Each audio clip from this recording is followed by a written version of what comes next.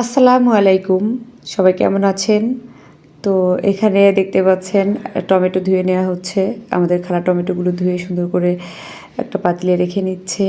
আর কেন টমেটোগুলো ধুচ্ছি সেটা নিশ্চয়ই বুঝতে পারছেন। আর এখানে হচ্ছে ৫ কেজি টমেটো। তো এখন এই যে খালা কেটে নিচ্ছে ৪ ভাগ করে। আমি কিন্তু এই সবুজ অংশটুকু ফেলে নিব। আর এই যে দেখতে পাচ্ছেন ১ কাপের মতো পানি নিয়ে আমি বিচিগুলো ধুয়ে নিচ্ছি পানিতে। আমার কাছে মনে হয় বেশি ভালো হয়।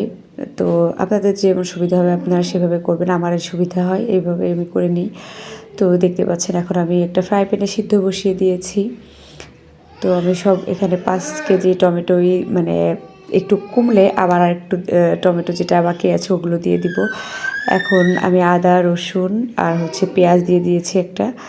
আর এখন ঢাকা দিয়ে আমি সুন্দর করে সিদ্ধ করে নিব। এই যে দেখতে পাচ্ছেন এখানে যখন আমি প্রথমবার দিয়েছিলাম ওইটুকু কমে যাওয়ার পরে আমি আবার যে বাকি অংশ ছিল সেটুকু দিয়ে দিয়েছিলাম। তো এই যে দেখতে পাচ্ছেন সুন্দর করে আমি সিদ্ধ করে এখন ঠান্ডা করে ব্লেন্ড করে নিচ্ছি।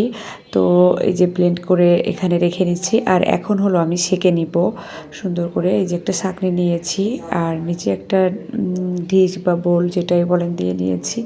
তো এখন আমি সুন্দর করে সবগুলো টমেটো পিউরি সেঁকে নিচ্ছি। এখন আমি ওই ফ্রাই প্যানে আবার টমেটোর যে পিউরিটা ওটা দিয়ে দিয়েছি, লবণ আর মরিচের গুঁড়া দিয়ে নিয়েছি। এখন সুন্দর করে নেড়েচেড়ে মিশিয়ে নিব। দেখতে পাচ্ছেন কালারটা অসম্ভব সুন্দর হয়েছে।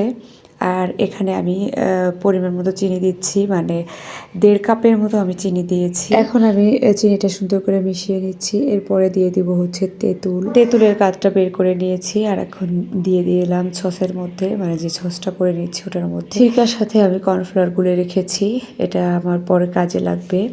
এখন আমার যা যা প্রয়োজন ওগুলো দেওয়া হয়ে গিয়েছে। দেখেন আমার টমেটোটা জাল করতে করতে কতটুকু পরিমাণ হয়ে গিয়েছে। তো এখন আমি আপনাদের দেখাই, একটা প্লেটে করে সাদা প্লেটে নিয়ে নিয়েছি একটু টমেটো। দেখেন আগেই কিন্তু পানি চলে এসেছে, তার মানে এখনও হয় নাই পুরোপুরি।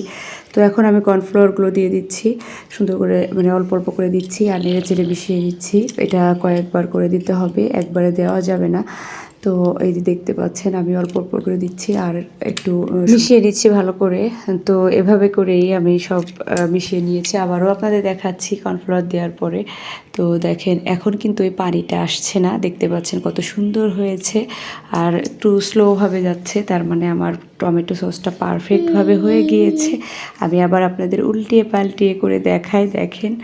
তো আমি ঘরে এইভাবে করে প্রত্যেক বছর এই টমেটো সস করে নিই। আর এই যে দেখতে পাচ্ছেন একটা ঠোস দিয়ে টমেটো সসের যে বোতলগুলো ছিল ওগুলোতে করে রেখে দিচ্ছি। এই দেখেন কত সুন্দর কালার হয়েছে। আমি কিন্তু এডিট করার সময় কোনো কালার দেই নাই, আমার অরিজিনাল কালারটাই এমন এসেছে আলহামদুলিল্লাহ। সিদ্ধ করার সময় লবঙ্গ দারচিনি দিয়েছি। আমার শ্বশুর জীবিত থাকতেও এভাবে করে আমাকে টমেটো এনে দিত, আর আমি সস করে এভাবে সারা বছর সংরক্ষণ করতাম।